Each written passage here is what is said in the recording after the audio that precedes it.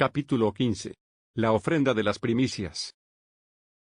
Cuando los ondulantes campos de dorado trigo proclamaban que el tiempo de la cosecha había llegado, el servicio de ofrecer las primicias delante de Dios era realizado en el templo. Así como los hijos de Israel viajaban hasta Jerusalén para pasar la Pascua, a cada lado podían verse los campos dorados de cebada, con las espigas llenas de granos maduros colgando en las espigas. Pero no se le podía meter una hoz al grano, o juntarlos para comerlos, hasta que las primicias hubieran sido presentadas delante del Señor.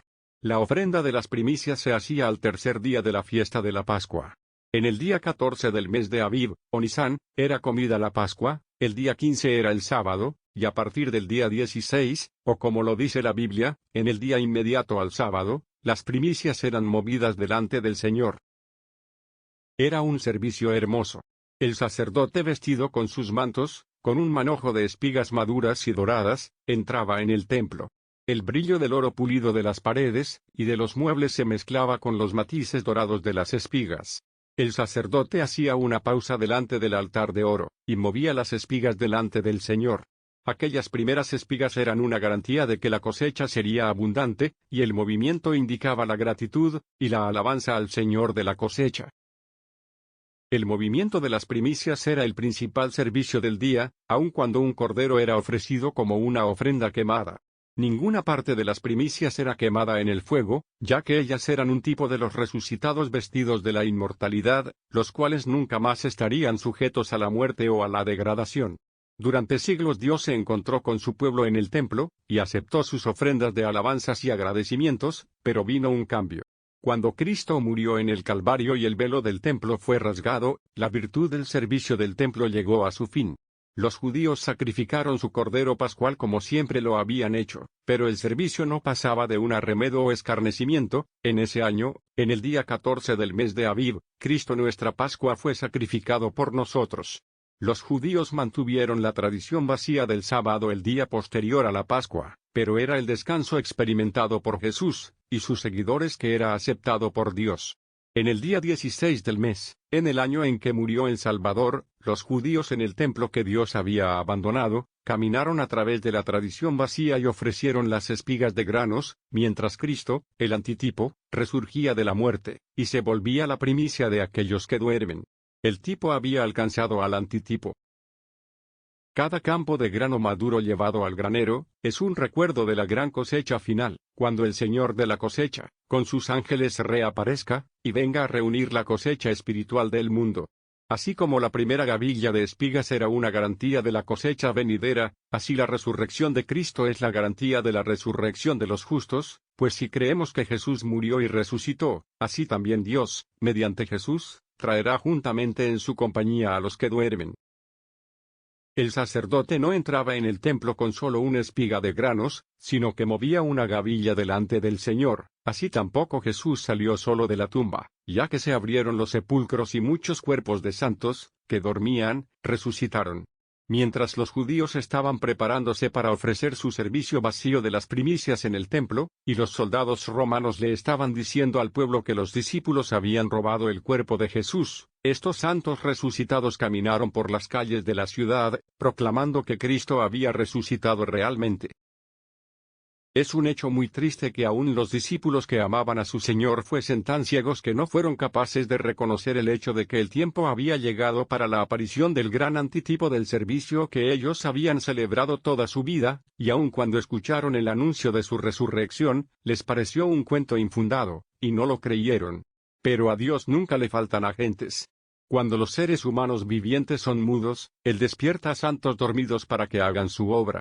En el tipo el grano era movido en el templo, y para cumplir el antitipo, Cristo tiene que presentarse él mismo y los que con él han resucitado, delante del Señor, en el primer compartimiento del santuario celestial.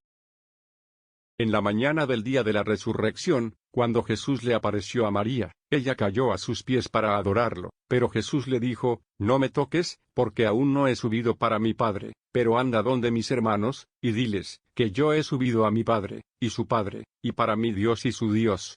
En estas palabras Jesús notificó a sus seguidores del gran evento que tendría lugar en el cielo, con la esperanza de que en la tierra fuese una respuesta acorde al maravilloso regocijo del cielo. Pero, así como habían dormido en el jardín en la noche de la agonía de Cristo, y habían fallado en darle su simpatía, así ahora, cegados por la incredulidad, fallaron en compartir la alegría del mayor triunfo del Salvador.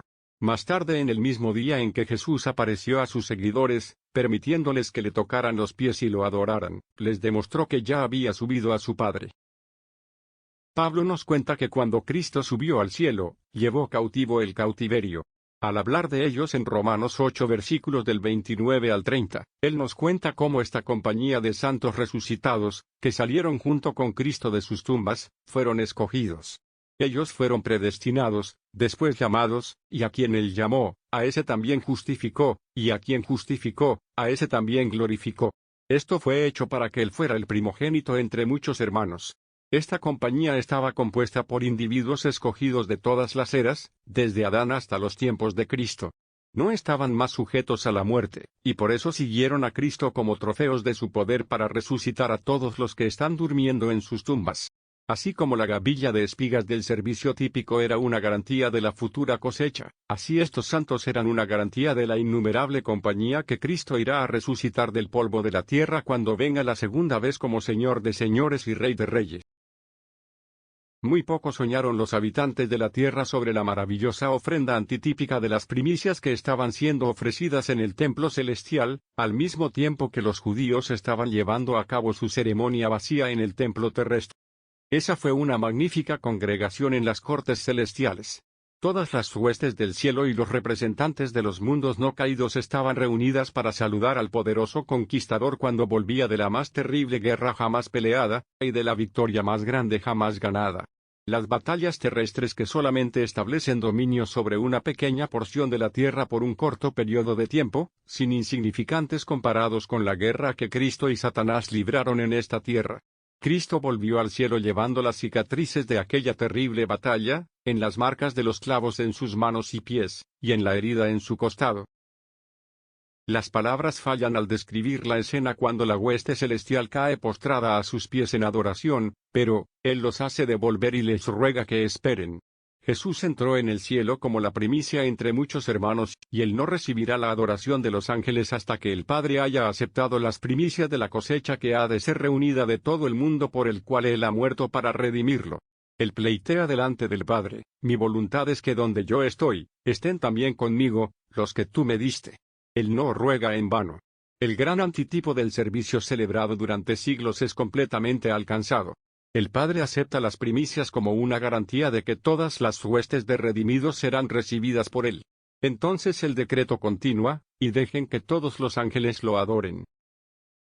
Nosotros nos sorprendemos cómo Cristo pudo dejar las cortes celestiales y volver a la tierra, donde Él solo recibió ignominia y reproche. Pero el amor tiene un poder maravilloso. Sus apenados seguidores en la tierra eran tan queridos para Él, que la adoración de todo el cielo no lo pudo mantener ahí, y Él volvió para confortar y consolar sus corazones. Los primeros 3 días de la fiesta de la Pascua tipificaban maravillosos eventos en la obra de nuestro Salvador.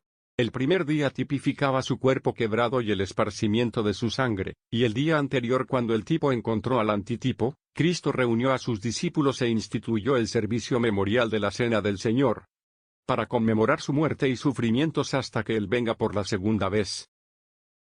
Cada sábado semanal del Señor es un memorial de aquel santo en el cual Jesús descansó en la tumba, después de haber terminado su obra en la tierra, para la redención de la raza perdida.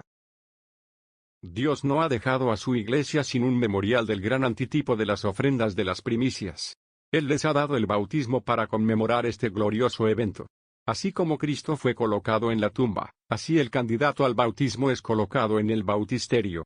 ¿O acaso ignoráis que todos los que fuimos bautizados en Cristo Jesús, fuimos bautizados en su muerte? Fuimos pues, sepultados con Él en la muerte por el bautismo, para que, como Cristo fue resucitado de entre los muertos por la gloria del Padre, así también andemos nosotros en novedad de vida.